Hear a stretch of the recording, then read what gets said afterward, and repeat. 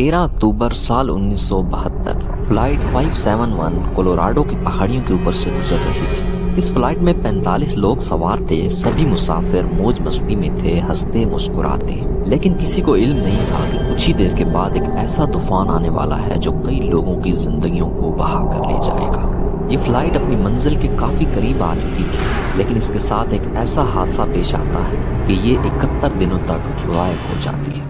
और 71 दिनों के बाद पता चलता है कि इस फ्लाइट में जो 45 लोग सवार थे उनमें से 16 अभी भी जिंदा है। क्या हुआ होगा इन लोगों के साथ? ये क्या खाते रहे, क्या पीते रहे, और इन बर्फीली पहाड़ियों में ये 72 दिनों तक जिंदा कैसे बचे रहे?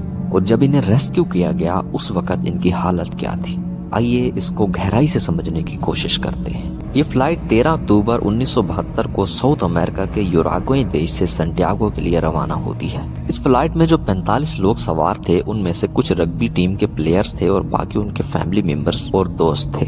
और यूराग्वे और सैंटियागो के दरमियान आती हैं एंडीज की पहाड़ियाँ। ये यूराग्वे से काफी दूर हैं, लेकिन सैंटियागो के काफी करीब हो जाती है। इस एंडीज माउंटेन रेंज की लंबाई और ऊंचाई इतनी ज्यादा है कि इन्हें दुनिया की सबसे लंबी और ऊंची पहाड़ियाँ माना जाता है। टेक ऑफ करने के कुछ ही देर बाद ये फ्लाइट एंडीज माउंटेन रेंज के ऊपर से गुजर रही थी और अचानक से पहाड़ियों में तूफान आ जाता है। जहाज की चारों तरफ बादल ही बादल हो जाते हैं और पायलट को कुछ भी दिखाई नहीं देता। प्लेन में बैठे सभी मुसाफिर खौफजदा हो गए और इन्हें कुछ भी समझ नहीं आ रहा था। थोड़ी देर के बाद ये बादल आहिस्ता आहिस्ता हटने लगते हैं और पायलट को सामने दिखाई देता है कि कोई बड़ा सा पहाड़ धीरे धीरे करीब आता जा रहा है और ये जहाज पहाड़ी के इतना करीब पहुंच चुका था कि इसे यहाँ से निकालने का कोई दूसरा रास्ता नहीं था। पायलट भरपूर कोशिश करते हैं जहाज को पहाड़ी के ऊपर से निकालने की, लेकिन सभी कोशिशें नाकाम रहती हैं। ये जहाज पहाड़ी के ऊपर से निकलने ही वाला था कि पीछे का हिस्सा पहाड़ी के साथ जाकर टकरा जाता। ये टकराव काफी भयानक था। जहाज का पीछे का हिस्सा और एक विंग भी टूट जाता है और 3 लोगों की जानें भी साथ में ले जाता है। इसके बाद भी कुछ ही देर तक जहाज उड़ता रहता है और जैसे जैसे ये नीचे की तरफ आ रहा था एक बार फिर से पहाड़ी के साथ जाकर टकरा जाता है। जहाज का दूसरा विंग भी टूट जाता है और कई और लोगों की जानें भी साथ में ले जाता है। अब सिर्फ सेंटर का हिस्सा बचा था और इसमें जो लोग सवार थे वो मौत के खौफ से चीखें मार रहे थे और उन्हें अपनी जिंदगी कुछ सेकंड की लगने लगी थी। जहाज का तीसरा हिस्सा पहाड़ी के साथ सीधा टकराने के बजाय एक ग्लेशियर में गिर जाता है। कुछ ही देर तक ये जहाज ग्लेशियर में चलता रहता है और कई फीट नीचे जाकर सीधा टकरा जाता है।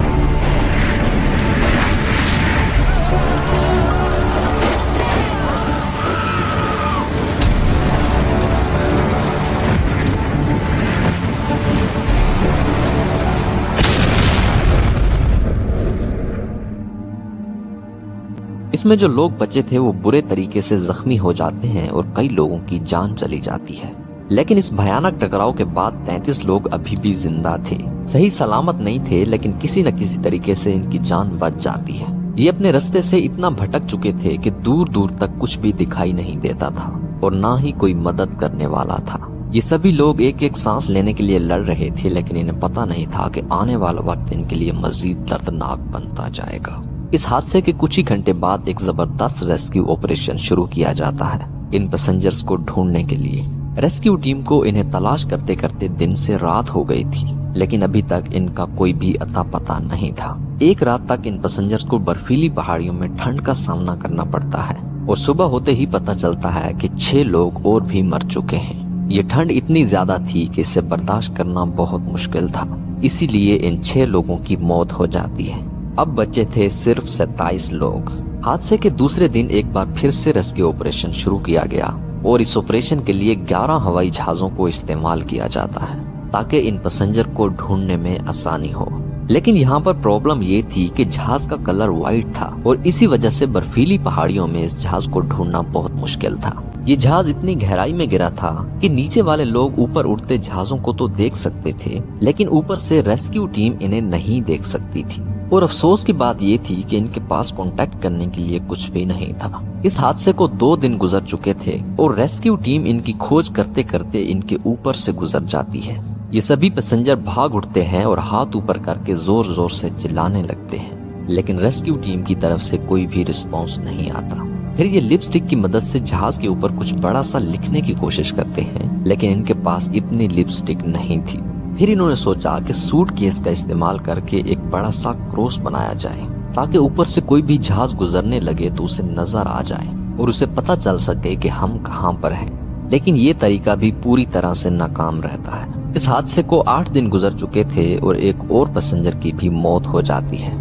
अब सिर्फ 26 लोग बचे थे। 8 दिन लगातार सर्च के बाद रेस्क्यू टीम अपने हाथ खड़े कर देती है। इन्होंने हर वो जगह छान मारी थी जहां इस प्लेन के होने की उम्मीद थी, लेकिन इस प्लेन का कोई भी नामो निशान नहीं मिला। इन्होंने सोचा कि हादसे को 8 दिन बीत चुके हैं, वैसे भी अभी तक कौन जिंदा बचा होगा, और इसी वजह से इस ऑपरेशन को हमेशा हमेशा के लिए बंद करने का फैसला किया जाता है। कई दिन कई रातें और बीत जाती हैं और इन पैसेंजर को एक टूटा हुआ रेडियो मिलता है। ये कोशिश करते हैं कि किसी न किसी तरीके से इसको चलाया जाए और इनका ये आइडिया काम कर जाता है। लेकिन यहाँ पर प्रॉब्लम एक और भी थी। इस रेडियो की मदद से पैगाम सुना तो जा सकता था, लेकिन अपनी तरफ से कोई भी पैगाम भेजा नहीं जा सकता था। इस रेडियो का ऑन होना इनके लिए खुशी के बजाय मजीद टेंशन का सबब बनता है। रेडियो के ऑन होते ही इन्हें पता चलता है कि पिछले कई दिनों से सर्च ऑपरेशन को बंद कर दिया गया है। ये खुशी दोबारा से आंसू में बदल जाती है और इन्हें लगता है कि अब हमें बचाने के लिए कोई भी नहीं पहुंच सकता, और खाना पानी सब कुछ खत्म हो चुका था।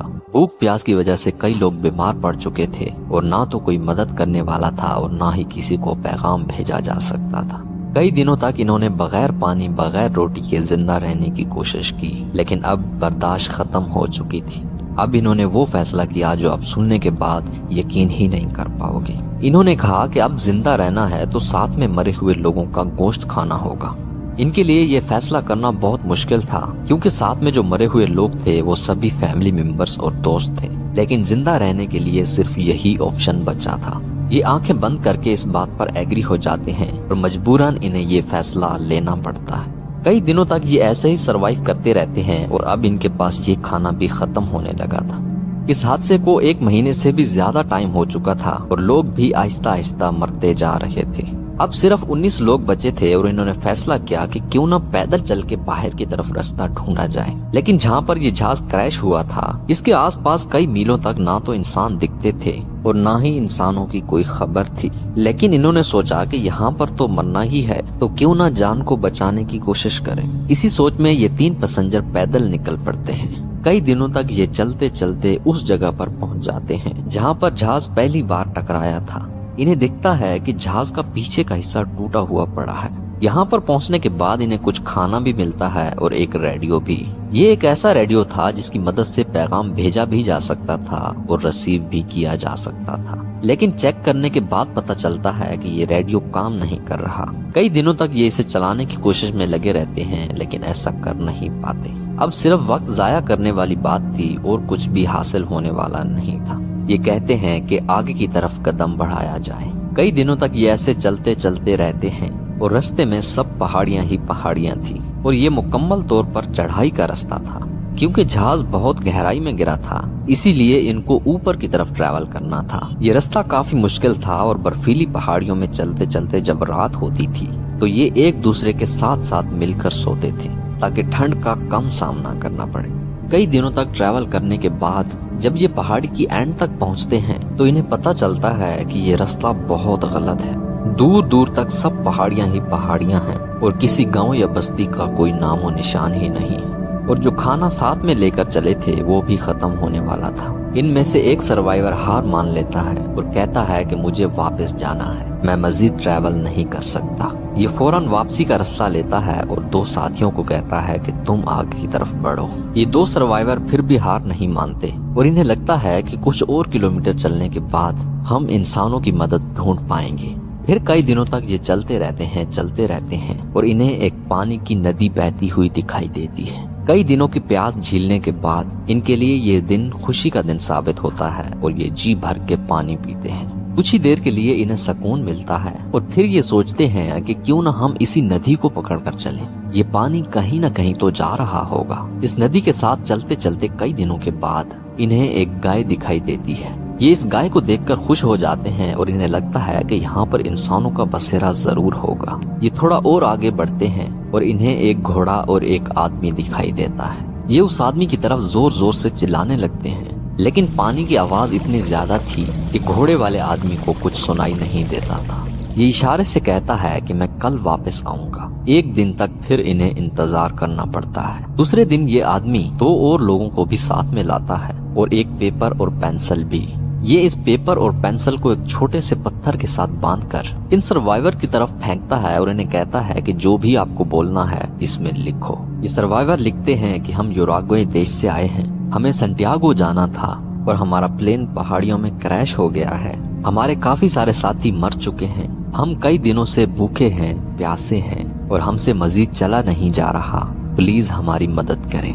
ये लिखकर ये इस संदेशे को वापस फेंकते हैं और नदी की दूसरी तरफ मौजूद किसान इसे पढ़कर इनके पैरों तले जमीन खिसक जाती है और इन्हें यकीन ही नहीं आ रहा था। थोड़ी सी गुफ्तगू के बाद इन्हें याद आता है कि हाँ, हमने सुना तो था कि करीब 2 महीने पहले कोई प्लेन क्रैश हुआ है। ये सुनने के बाद ये किसान तेज स्पीड से मगरिब की तरफ दौड़ने लगते हैं। हालांकि ये किसान घोड़ों पर थे और फिर भी इन्हें करीब की बस्ती तक पहुंचने में 10 घंटे लग जाते हैं।